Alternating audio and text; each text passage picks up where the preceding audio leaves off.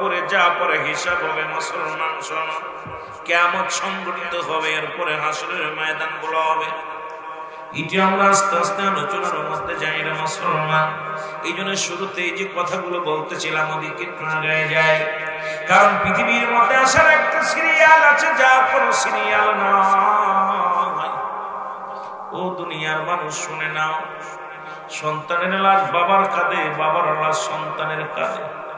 কখন কে যেন দুনিয়া থেকে বিদায় হয়ে যাবে কেউ বলতে পারি না। ও দরদি বন্ধু,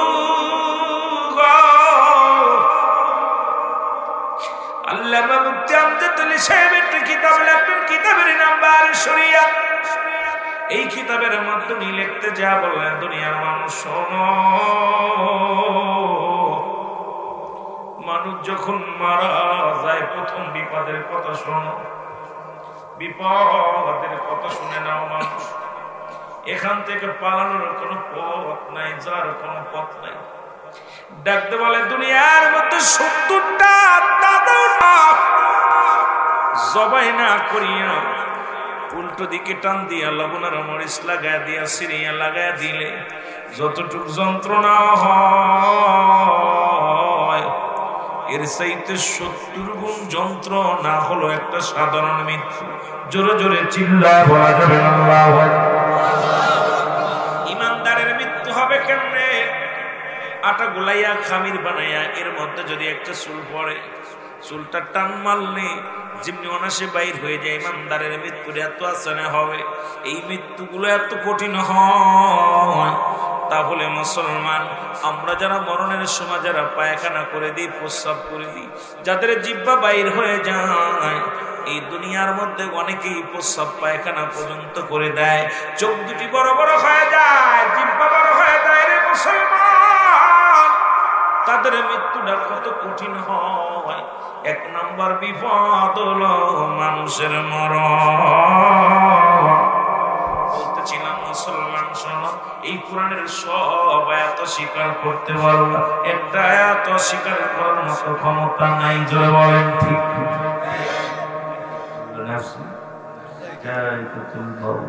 মেরকাত ছোট মেরকাতের 10ম খণ্ড 722 নম্বর পৃষ্ঠা, তাফসীরুল বায়ান 5ম খণ্ড 524 নম্বর পৃষ্ঠা।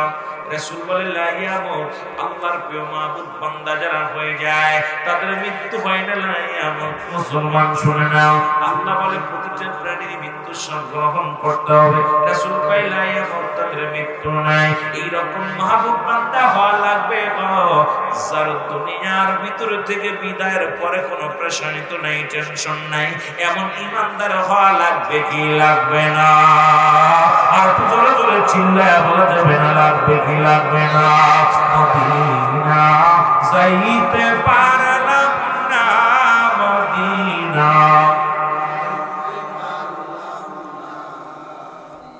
না যাইতে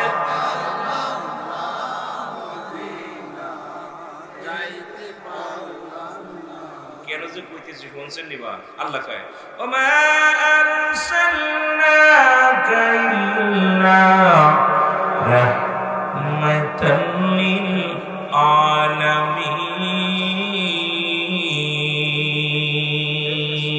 আল্লাহ কয় আমি হলাম রব্বুল আলামিন, নবী হল রাহমাতাল লিল আলামিন, রহমতের নবী। মদিনায় শুয়ে আছি, যদি মদিনার দিকে একটু কালেকশন লাগায় দিছি, সুন্নি জনতা শুই না নাও, সুন্নিরা নবী নবী বইলা পাগল হয়ে গো, নবীর ইশকে পুইরা দিওয়ানা।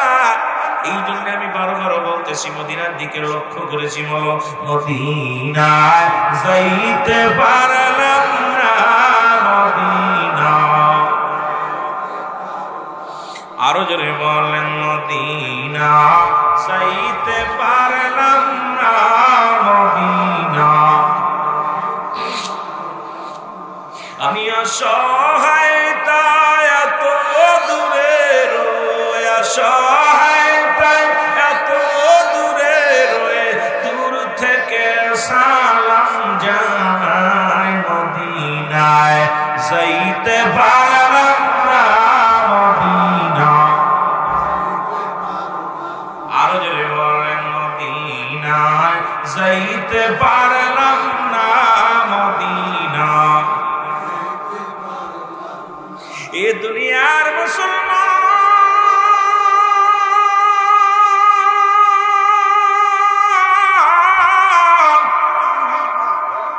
আমি মরণের ভিতরে হাসরের ময়দান নবীজির প্রেমের মধ্যে এই জন্য যাইতেছি রে।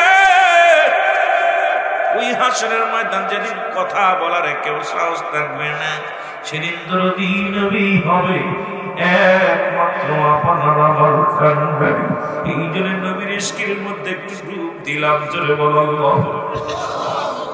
এখন নবী বলেন হায়াতি খায়রুল লাকুম, নবী বলে আমার উম্মতির রে, আমার হায়াতের জিন্দেগিটা আমার উম্মতের জন্য বড় কল্যাণকারক, জোরে বলা যাবে না সুবহানাল্লাহ। নবীরে পায়া তোমরা খুশি না বেজার? খুশি। নবী কয় আমি শুনে নাও, আমি নবী তোমাদের মধ্যে আগমন করেছি, আমার উম্মতের জীবন ধন্য, আমার উম্মতিরা ধন্য। কারণ শরীয়ত, তরিকত, হাকিকত, মারিফাত সব প্ল্যাটফর্মের মধ্যে আমি নবী, বাস্তবতার মধ্যে আমি নবী। এখন আমার দেশের অনেক যুবক কয় নবীর প্রেমের কথা বলতে গেলে যুবক শোন, ভালো কইরা শোন, কয় নবীও মানুষ আমরাও মানুষ, নবীরা হলো গুনাহ থেকে মুক্ত, আমরা গুনাহে যুক্ত, নবীরা হলো মাসুমের মাসুম, আমরা হলাম গুনাহ মার্কা মানুষ। এখন নবী কয় আমি তোমার মতো মানুষ, আমার কাছে ওহী আসে, তোমাদের কাছে ওহী আসে না। এখন এই কথা হই না, আমার জামানার কিছু আলেম কয় নবী আমার মতো মানুষ। আমি বলি নবীর সঙ্গে কোনো মেসাল চলে না। আদম নবী ডাকতে বলে আমার সাথে বলেন রব্বানা জালামনা أنفسنا وإن لم تغفر لنا وترحمنا لنكونن من الخاسرين। জোরে জোরে চিল্লায় বলা যাবে না আল্লাহু আকবার। এরে আদম নবী ডাকতে বলে আমার মালিক,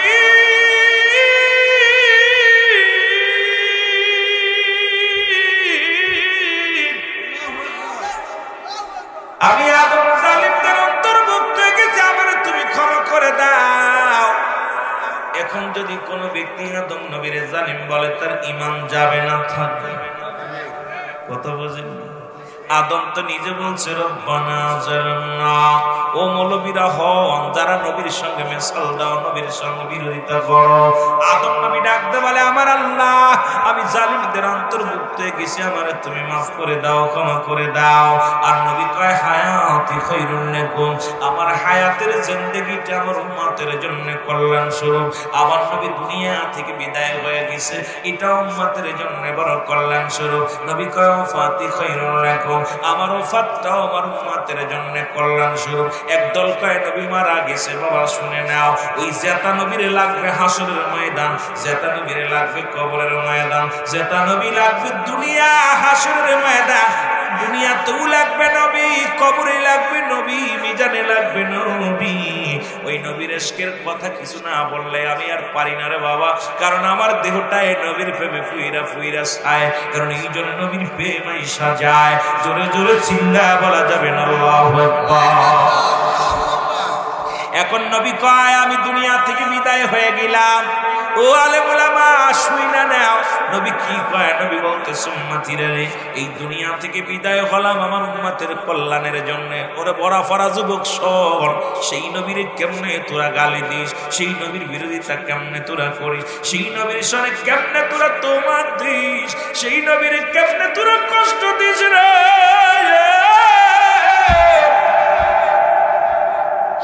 নবী কয় উম্মতিরা রে, দুনিয়ার মধ্যে যদি কোন উম্মত, যদি কোন উম্মত ভালো কর্ম করে, নামাজ পড়ে, রোজা রাখে, জিকির করে, আল্লাহর গোলামি করে গো, আমি নবী আল্লাহর দরবারে প্রশংসা করি আমার উম্মতের হইয়া। ডাকতে বলি আমার আল্লাহ, ও আমার আল্লাহ, ওই আবু তাহের আমি আল্লাহ তোমার দরবারে প্রার্থনা করেছি, তুমি তা আল্লাহ আমি তার জন্য শুকরিয়া আদায় করি তোমার দরবারে। আবার কোন উম্মত যদি গুনাহের কাজ করে গো, সঙ্গে সঙ্গে নবী বলে আমি উম্মতের হইয়া রে, আমি নবী আল্লাহর দরবারে ইস্তেগফার করে ক্ষমা চায়। পৃথিবীর মধ্যে আমি ফিরাইটা মাহফিলে কথাগুলো বলে যায়, অন্যায় করে বাবা মাফসায় মুসলমান, অন্যায় করে ছেলে মাফসায় বাবায়, অন্যায় করে গ্রামের ছেলে মাফসায় চেয়ারম্যান মেম্বার যাইয়া এমন নবীর উম্মত হইলাম। ভুল করি আমি ক্ষমা চাই আমার নবী, এই নবীর পক্ষে থাকা লাগবে কি লাগবে না? আরো জোরে চিল্লায় বলেন আল্লাহু আকবার। মদিনায় যাইতে পারলাম না, মদিনা, আরো জোরে বলেন মদিনা যাইতে পারলাম না, মদিনা। আমি অসহায় তাই এত দূরে রয়ে, আমি অসহায় তাই এত দূরে রয়ে, দূর থেকে সালাম জানাই নবী, দূর থেকে নাই মদিনা যাইতে পারলাম না, মদিনা দেখতে পারলাম না, মদিনা।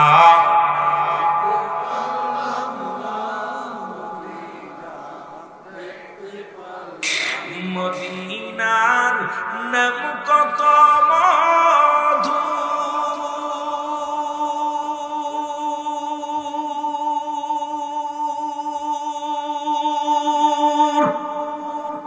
মদিনা আর যে কত দূর,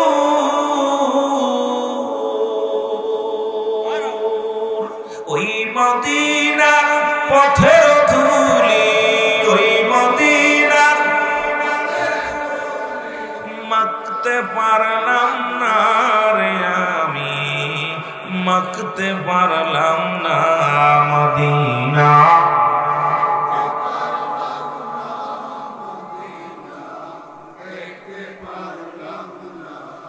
হাসি রেজে গাইবেন, হাসি কয় যখন ওদের মৌসুম আসে পাগল হয়ে যায় হাসি। যতবার মদিনায় কিছু চমক মন চায় আর বারবার যেতে, মন চায় বারে বারে দেখতে চলে বলেন। যারা গেছে তাদের রেজে গাইবে। ওই আজি যে মদিনায় গেছে খালি মদিনার গল্প, চার দোকানে বয়া কয় ভাই আহা এত সুন্দর, অতুলনীয়, যেদিকে তাকায় এত সুন্দর। এটা বুঝবি না বাবা, কারণ ওই দেশে আছে রাহমাতাল লিল আলামিন, যার সৌন্দর্য সারা পৃথিবী অল মাখলুকাত, যার সৌন্দর্য সৌন্দর্য জোরে বলেন ঠিক কি না? এ দুনিয়ার মানুষ শুইনা না, এক নাম্বার বিপদ তাহলে বুঝতে পারলাম মরণ কি সত্যি না, মরণ নাই কার কার একটু হাত তোলেন দেখি। চালাক হয়ে গেছে মানুষ, মরণ নাই কার কার, সবার মরণ আছে। পরবর্তী সময় তোমার জন্য কি নিয়ামত আনতেছে বয়ে তুমি নিজেই জানো না। সকাল পর্যন্ত বেঁচে থাকবা কোনো গ্যারান্টি নাই, এখান থেকে বাড়ি ফিরে যেতে পারবা কোনো গ্যারান্টি নাই। ও মুসলমান, আগামী দিন কি করবা বলতে পারবা না। ওই দুনিয়ার বাদশা শোনো গো, এই জন্য বাদশা সেকেন্দার বলতেছিল কি বলে, বাদশাহ ফকির হ্যায় সবকো একই ঠিকানা। জোরে বলো মারহাবা, আরো জোরে বলেন না। বাচ্চা সেকেন্দার ডাকতে বলে, বুঝি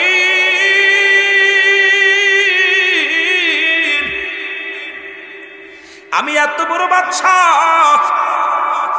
পৃথিবীর মধ্যে ধন ভান্ডারের অভাব নাই, বাড়ির অভাব নাই, নারীর অভাব নাই, দুনিয়ার মধ্যে কোনো কিছুর অভাব নাই।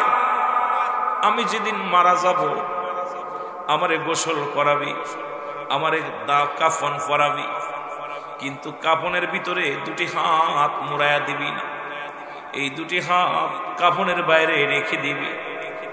বাচ্চা সেকেন্দারের কথা শুনিয়া উজির বলে, হুজুর সারা জীবন আপনি প্রজাদের কাছ থেকে করা দায়ী করেছেন, এখন ইন্তেকালের পরেও আপনি চান, মরণের পরও বুঝি আপনি মানুষের কাছ থেকে করা দায়ী করবেন। বাচ্চা সেকেন্ডারে ডাক দিয়ে বলে, উজির রে সব সব, আমি বাদশার হাত দুখানা কাপনের ভিতর থেকে বাইর করিয়া শীত করিয়া দিছি। ওরা যারা জন্য দেখে আমি এত বড় বাদশা, দন্দৌলাতের অভাব ছিল না, টাকা পয়সার অভাব ছিল না, বাড়ির অভাব ছিল না, নারীর অভাব ছিল না। এরে আমি বাদশা সেকেন্ডার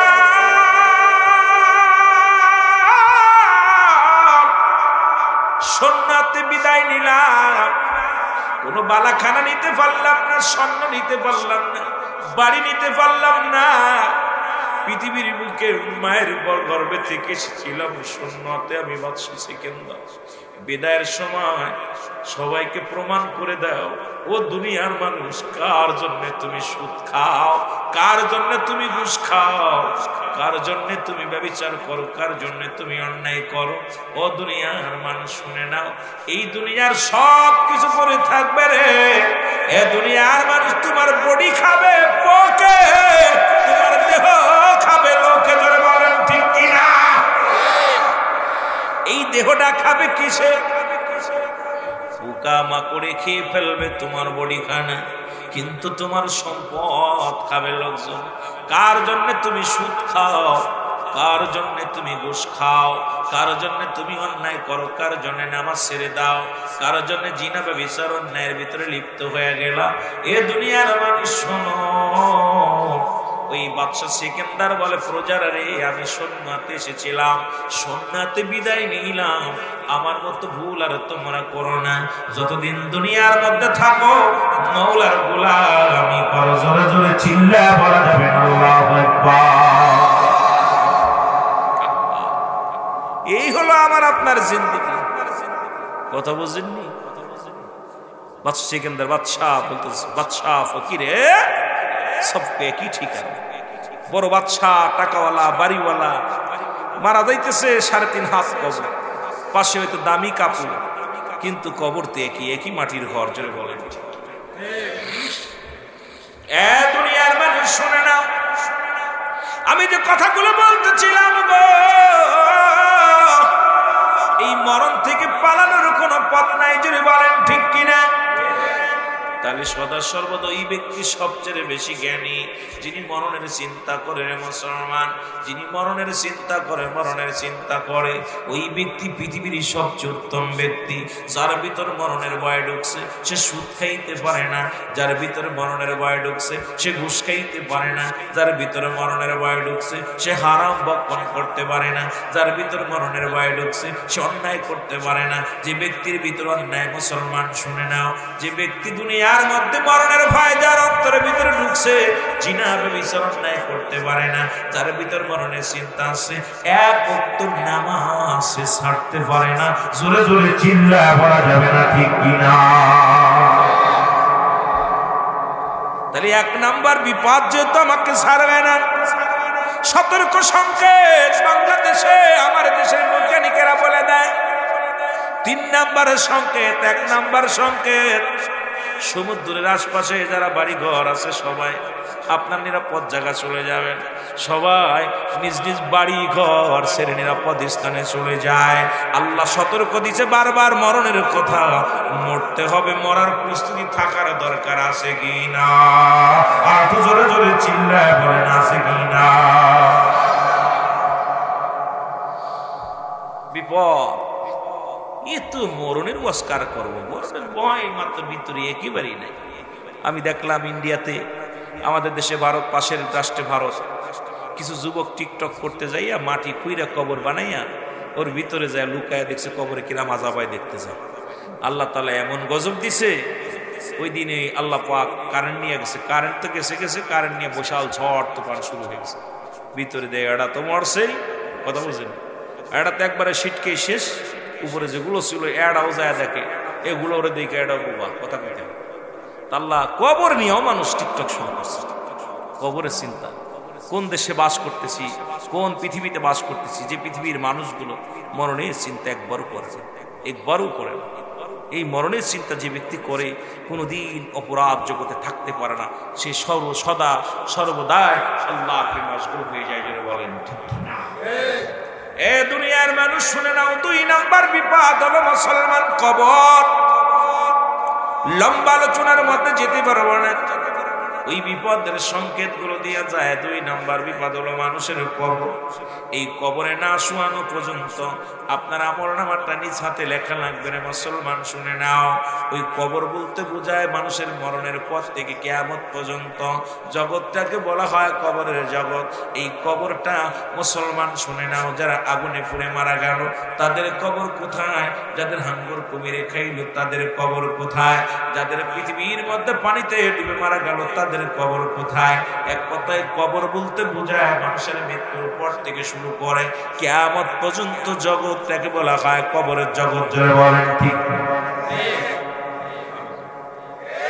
কিন্তু দুনিয়ার মানুষ কবরটার প্রতি ভয় নাই, দুনিয়া ধরে ফেলেছে বালুয়া কেলাব। এরা মুসলমান বনি ইসরাইল একজনের নবী না বলো যদি ঈসা আলাইহিস সালাম গো, ঈসা আলাইহিস সালাম কবরের পাশে প্রতিনিয়ত যাইতো। দুনিয়ার মানুষ যে এমন ভাবে দুনিয়া ধরে ফেলেছে, মুসলমান শোনো, আমি শুধু বনি ইসরাইলদের বোঝানোর জন্য ঈসা নবী একটা কথা আমার মনে পড়ে গেল। ঈসা আলাইহিস সালাম কবর গোরস্থানে দাঁড়ায় আছে। একজন যুবক দাঁড়ায় কান্দে। একদিন নয়, 2 দিন নয়, কয়েকটা দিন দেখতে লাগলেন। ঈসা নবী যা বলে, যুবক রে, তুমি কেন কবরের পাশে দাঁড়ায় কান্দ? যুবক ডাকতে বলে, কে গো আপনার? আমি চিনি না। বলে, আমি ঈসা নবী, আল্লাহর পয়গম্বর ঈসা ইবনে মরিয়মের পুত্র। আমি ঈসা, আমি আপনার কাছ থেকে ঘিরে আজ কটা দিন দেখি আপনি দাঁড়ায় কান্দে। বাড়ি যান। কয়, বাড়ি যাব না, বাড়ি যাওয়ার সম্ভব নয়। এই গোরস্থানে আমার বিবিরে শুয়ায়া রাখছে। আজ 3 দিন আগে আমার বিবি মারা গেছে। ওই গোরস্থানে আমার বিবিরে বিদায় করে দিছি, শুয়ে আছে। ওই বিবিরে আমার আল্লাহ খায়, আমারে নিয়ে যাক না খায় বিবিরে ফিরে আদি। আমি রাত্রে ঘুমাইতে পারি না, খাইতে পারি না, চলতে পারি না। আমার আল্লাহ খায়, আমারে নিয়ে যাক না, আমার বিবিরে ফিরে আদি। আল্লাহু আকবার।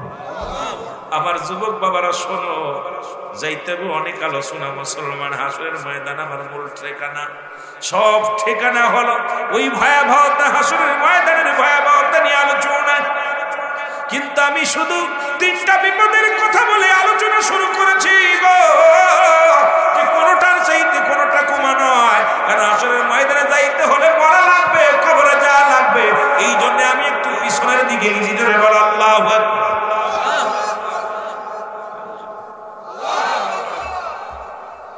ঈসা আলাইহিস সালাম ডাকতে বলে, যুবক রে, বাড়ি যাও, বাড়ি যাও।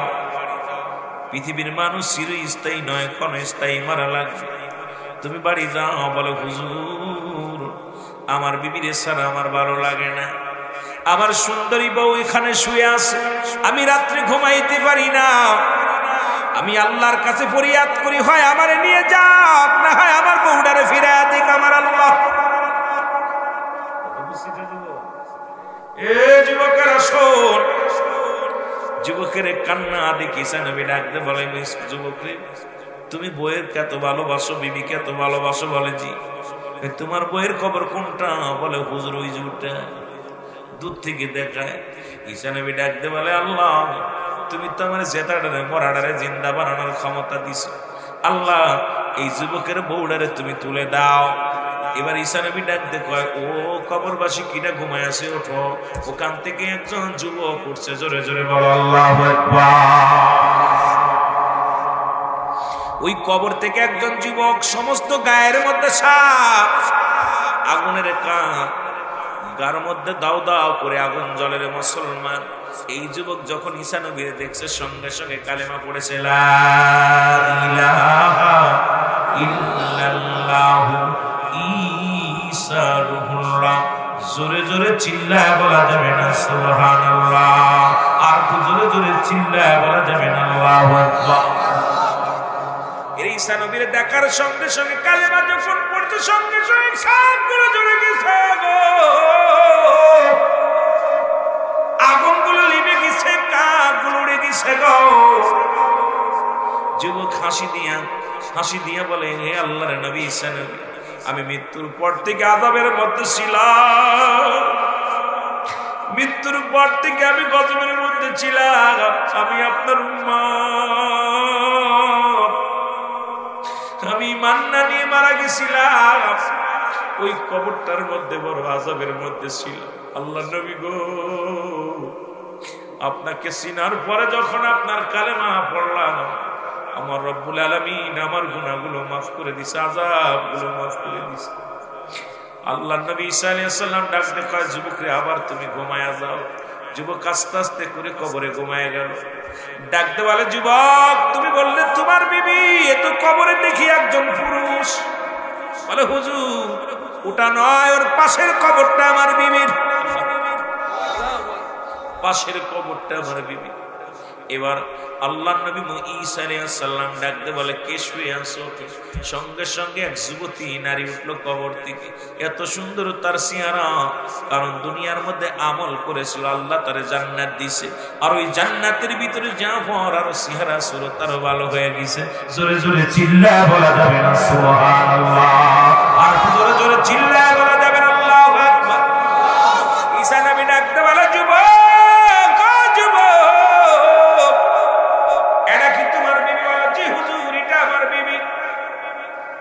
যাও, নিয়ে চলে যাও, তুমি বাড়িতে যাও। ঈসা আলাইহিস সালাম হুকুম দিলেন, যুবক তার বিবিরে নিয়ে ঘরে গেলেন। বাড়ি যা বিবিরে ডাকতে কয়, বিবি আজ কটা দিন আমি ঘুমাইতে পারি না, তোমার প্রেশারিত হয়ে গেছি, তোমার টেনশনে, তোমার ছাড়া খাইতে পারি না, ঘুমাইতে পারি না। ওই গোরস্থানে বসে বসে কাঁদতাম, বিবিরে তোমারে পাইছি। এবার উরতের পর মাথা দিয়া বিবির উরতের পর মাথা দিয়া কয়, আমি একটু ঘুমাইনি, শান্তি মতো ঘুমাইনি, ঘুমের মধ্যে আছে। এমন সময় ওই রাজ্য দিয়া, ওই রাজ্যের প্রধান যিনি রাজকুমার, ওই রাস্তা দিয়ে যাইতেছিল। ওই মহিলাকে দেখে রাজকুমারের নজরে পড়ছে এক সুন্দরী মহিলা। আস্তে আস্তে করে রাজকুমার চলে আসলেন মহিলার কাছে। এসে এই মহিলা রাজকুমারকে দেখিয়া নিজের স্বামীর মাথাটা নিচেই রাখলেন। রাজকুমার কয়, যাবিনি? মহিলা যাবানি, আমার সঙ্গে রঙ্গ মিলায়। মহিলা কি করলেন, নিজের স্বামীর মাথাটা নিচেই রেখে চলে গেলেন। এবার ঘুম থেকে উঠল, ওটা পর মুসলমান শুনে না, ঘুম থেকে উঠে দেখে বিবি না, পুরো ঘর তল্লাশ করলেন, বাড়ি তল্লাশ করলেন, পাইলেন না। চারিদিক থেকে প্রেশানিত হইয়া এসে দাঁড়াইলেন ঘরের মধ্যে, দেখে ঘোড়ার পায়ের ছাপ দেখা যায়। চিন্তা করে নিশ্চিত ঘোড়া এসিয়া আমার বিবির কেউ ধরে নিয়ে গেছে। এবার ঘোড়ার পায়ের ছাপ দেখতে দেখতে চলে গেলেন রাজমহলে। যা দেখে রে, রাজমহলে যাইয়া রাজার ছেলের সঙ্গে রাজকুমারের সঙ্গে রঙ্গ মেলায় মেতে আসে। দূর থেকে ডাকতে বলে, বিবি রে, তোর কারণে আমি ঘুমাই নাই, তোর কারণে আমি খাই না, তোকে এত ভালোবাসি, তোর প্রেমের জন্য আমি গুরুস্থান থেকে বাড়ি যাই না। বিবি রে, আমারে রেখে তুই রাজকুমারের সঙ্গে রঙ্গ মেলায় মেতে আসে। বিবি ডাকতে কয়, কে তুমি? আমারে ডাকো। রাজকুমার কয়, মেয়েরে তোমাকে যে স্বামী বলে দাবি করে, ওই বিবি বলে দাবি করে, ওকে বলে আমি ওরে চিনি না। জোরে জোরে বলা যাবে না আল্লাহু আকবার। মহিলা বলে, আমি ওরে চিনি না। এ মুসলমান শোনো, ছেলের কান্না লাগা শোনো। মহিলা, রাজকুমার কয়, তুমি চেনো না? কয়, না চিনি না। রাজকুমার তরবারি আনিয়া এক কবে যুবককে দুনিয়া থেকে বিদায় করে দিল। এটা দ্বারা প্রমাণ করছে বনি ইসরাইল লোকেদের, মুসলমান শোনো, ওই সুন্দরী মহিলাটাকে একটা দুনিয়ার সঙ্গে তুলনা করেছে। আজকে দুনিয়ার মানুষগুলো আজকে দুনিয়ার জন্য নামাজ ছেড়ে দেয়, কাজের জন্য রোজা ছেড়ে দেয়, এই দুনিয়ার জন্য সব কুরবানি করতেছে রে মুসলমান। এই সংসার করিয়া নামাজ রোজা সব ছেড়ে দিছে, জিনা ব্যভিচার অন্যের ভিতরে জড়িত হয়ে গেছে। এই সংসারের মায়ায় দুনিয়ার প্রেমে পড়িয়া অফিসে বইয়া সুদ খায়, অফিসে বইয়া ঘুষ খায়, জিনা ব্যভিচারে লিপ্ত হয়ে যায়। ও মুসলমান শুনে এই সন্তান অমানুষ হয়ে গেছে। এই বনি ইসরাইলদেরকে বুঝাইলেন, দুনিয়াটা হলো একটা সুন্দরী মহিলা।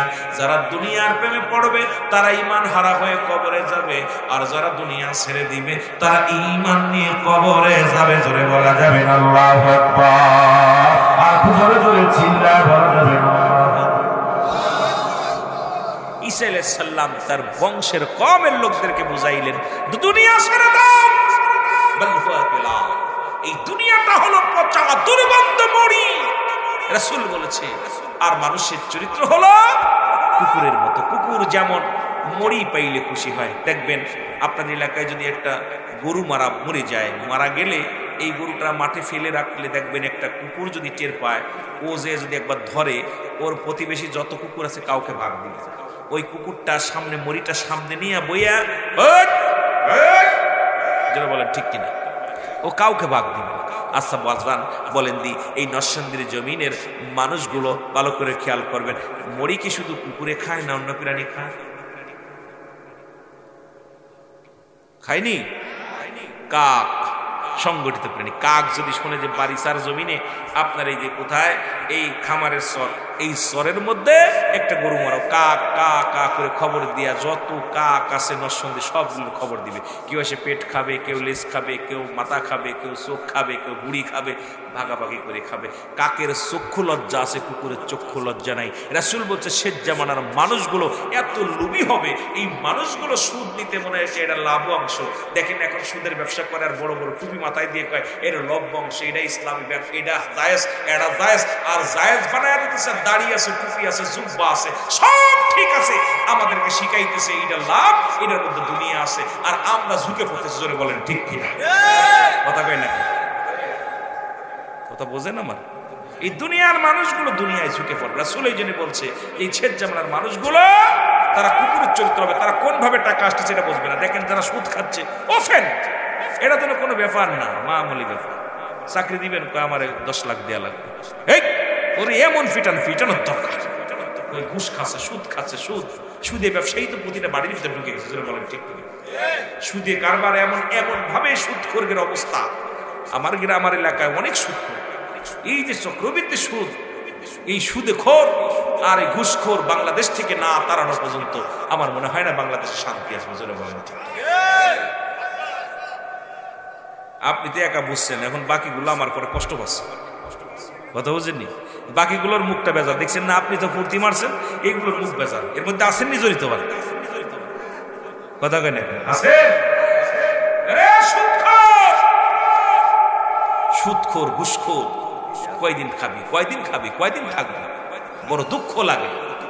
আল্লাহ আমাদেরকে মাফ করুক, জোরে বলে না। আমার মুসলমান শুনে নাও, কথাগুলো বললে অনেক কথা হয়। বাবা বলতো মানুষের মতো মানুষ হইতে হবে, ভাই বলতো মানুষের মতো মানুষ হইতে হবে, উস্তাদ বলতো মানুষের মতো মানুষ হইতে হবে, শিক্ষক ক্লাসে গেলেই বলতো মানুষের মতো মানুষ হতে হবে, ইমাম সাহেব আব্দুল্লাহি বলতো বাজান মানুষের মতো মানুষ হইতে হবে, জোরে বলেন। সবাই বলতো মানুষের মতো মানুষ হইতে হবে।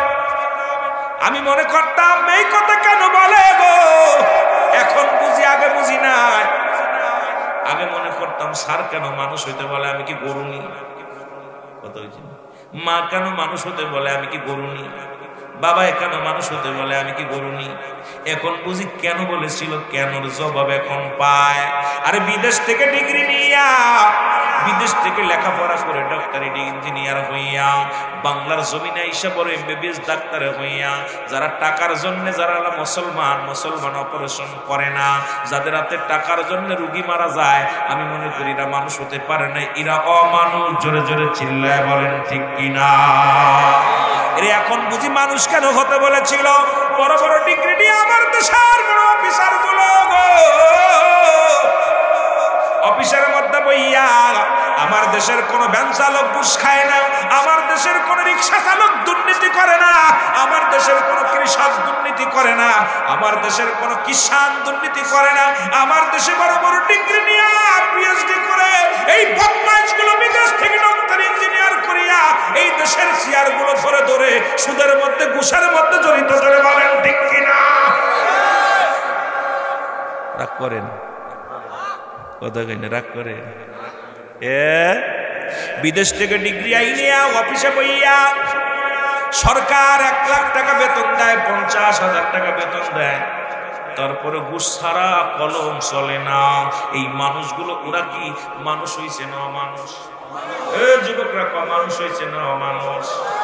এর বড় বড় ডিগ্রি নিয়ে আমার দেশে বড় চাকরি করে মুসলমান, আবার দেখি অনেক পুলিশ ভাইরা 20 টাকাও ঘুষ নেয় রাস্তায় দাঁড়ায়া, এরা মানুষ হইছে না মানুষ?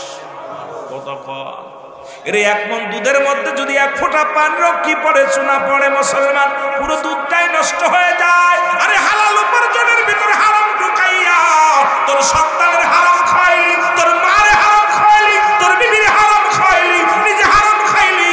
হারাম খাওয়ার দেহ কেন কবরে যেদিন যাবে সেদিন কি জবাব দিবি? হারাম খাওয়ার জন্য আমার আল্লাহ বলে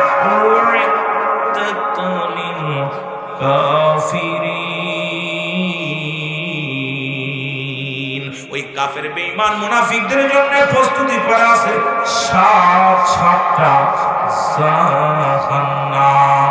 কিডা কিডা যাবে তো হাত দুখানা তুলে দেখা।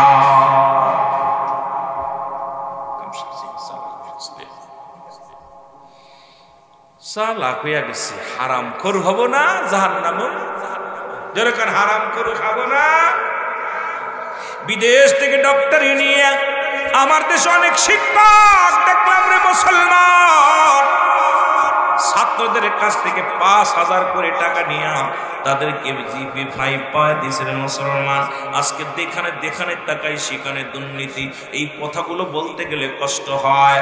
এরে মুসলমান শোনো, আজকে সমাজ জাতি নষ্টের জন্য আমরা দায়ী। আজকে শিক্ষিত সমাজ শিক্ষা অর্জন করছে, কোরআন হাদিস শিক্ষা করে নাই। আজকে কোরআন হাদিস যদি শিক্ষা করতো ওই ব্যক্তি দুর্নীতি করতে পারতো না। যদি এলেম চর্চা করতো, যদি কোরআনের জ্ঞান থাকতো, যদি হাদিসের জ্ঞান থাকতো, ও জীবনেও কোনোদিন সুদ ঘুষ খাইতে পারতো না। আসলে PhD ডিগ্রি নিছি, বিদেশ থেকে ডিগ্রি আনছি, কোরআনের ডিগ্রি নাই, হাদিসের ডিগ্রি নাই, এই জন্য মানুষ হতে পারি নাই। অমানুষে ভরপুর দুনিয়ায় ধরে বলে ঠিক কি না? ওদের চাইতে 1000 গুণ আমার কৃষক ভালো, ওদের চাইতে 1000 গুণ আমার রিকশা চালক ভালো। ওই দুর্নীতিবাজ ঘুষখোর, ওই দুর্নীতিবাজ সুদখোরের চাইতে একজন কৃষক 1000 গুণ ভালো। জোরে বলেন ঠিক কিনা? কষ্ট পাচ্ছেন? কষ্ট পাচ্ছেন? সুদখোরের যন্ত্রণায়, ঘুষখোরের যন্ত্রণায় বাংলাদেশের অবস্থা 12 বেজে যাচ্ছে। জোরে বলেন ঠিক কিনা? আমরা সুদকে না বলবো, সুদকে না বলবো, ব্যবসাকে হালাল বলবো, ঘুষকে না বলবো, ব্যবসাকে হালাল বলবো। না খেয়ে মরে যাবো, তবু সুদ খাবো না, ঘুষ খাবো না। প্রতিজ্ঞা করতে রাজি আছেন? আর যে রাজি আছেন যারা বলে নারে তাকবীর, নারে রিসালাত, আর যারা নারে রিসালাত, আহলে সুন্নাত ওয়াল জামাত, মারহাবা, নারে তাকবীর, নারে রিসালাত। নবীর প্রেম আছে, কি কথা হইতে নিব? কথা বলেন আহলে সুন্নাত ওয়াল জামাত। ওই আহাল নবীর আহলে বাইত, সেই ভালোবাসার মধ্যে ঢুকছে, সুন্নাতের মধ্যে ঢুকছে। জোরে বলেন মারহাবা। একটু মুহাব্বতের সঙ্গে দুরূদ শরীফ পড়েন। আল্লাহুম্মা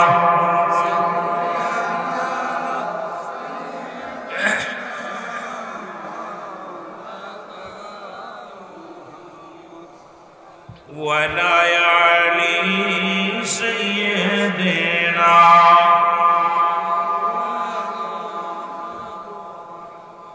কেলো ভাই, সুদ ঘুষের ওয়াজ করলাম, উঠে উঠে যাচ্ছি নাকি? কষ্ট ভালো নি? দেখছেন নি? করা ওয়াজ করলে বিপদ। ইতা কইতে রে বাহা,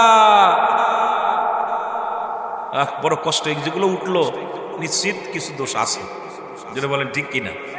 আর ডায়াবেটিস থাকে মাফ, কথা কন ঠিক কিনা? আল্লাহ মাফ করুক সবাই। জোরে বলেন আমিন। আরো জোরে। আল্লাহ যদি রোগ দিয়ে থাকে সেটা ভিন্ন ব্যাপার। আর যদি এই মাহফিল থেকে উঠে যায়, নিশ্চিত মনে করবেন এটা শয়তান উঠাইছে। কারণ হলো এই ওয়াজগুলো শয়তান পছন্দ করে। শয়তান কইব যে তুই ভালো ভালো প্রেমের ওয়াজ কর, মানুষ একটু পাম্পটি দিয়ে ওয়াজ কর, মানুষ তোরে দাওয়াত দিব বেশি। জোরে কর ঠিক কিনা? আর বেশি তোর সুদ করতে বেশি টাকা দেয়, ঘুষ করে বেশি টাকা দেয়। আর ভ্যান চালকের 10 টাকার দাম আছে, রিক্সা চালকের 10 টাকার দাম আছে, ওর কষ্ট করে আদায় করতে। জোরে বলেন ঠিক কিনা? আর ও তো যাচ্ছে পকেট ভরে যাচ্ছে, কথা কন ঠিক কিনা? আল্লাহ আমাদের শেফা করুন। জোরে বলুন আমিন।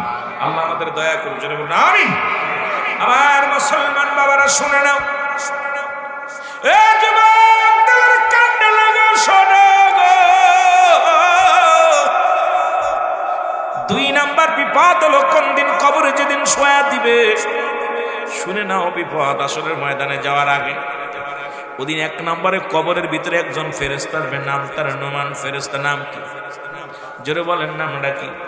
নুমান ফেরেশতা হাজির হবে। সবাই বলে তোমার কেরামন কাতিবিন যা লিখে রাখছে রে বাবা, এটা তোমার আমলনামা, ভালো করে লিখে নেন। রুহুল আমিন কি বলে শুনে নেন, যার যার আমলনামা তার তার লেখা লাগবে। পৃথিবীর মধ্যে তোমার আমলনামা কেউ লাগবে না, আমার আমলনামা আমার লেখা লাগবে। মওলানা সাহেবের আমলনামা তার লেখা লাগবে, কারি সাহেবের আমলনামা তার নিজের লেখা লাগবে, ব্যাংক চালক রিক্সা চালক তার তার আমলনামা যার যার লেখা লাগবে। ওদিন বলতে পারবেন না আমি মূর্খ, আমি লিখতে পারি না। সেদিন এটা হবে না রে মুসলমান, এটা হবে না। যার যার কলমটা হবে আমার মুসলমান শোনো।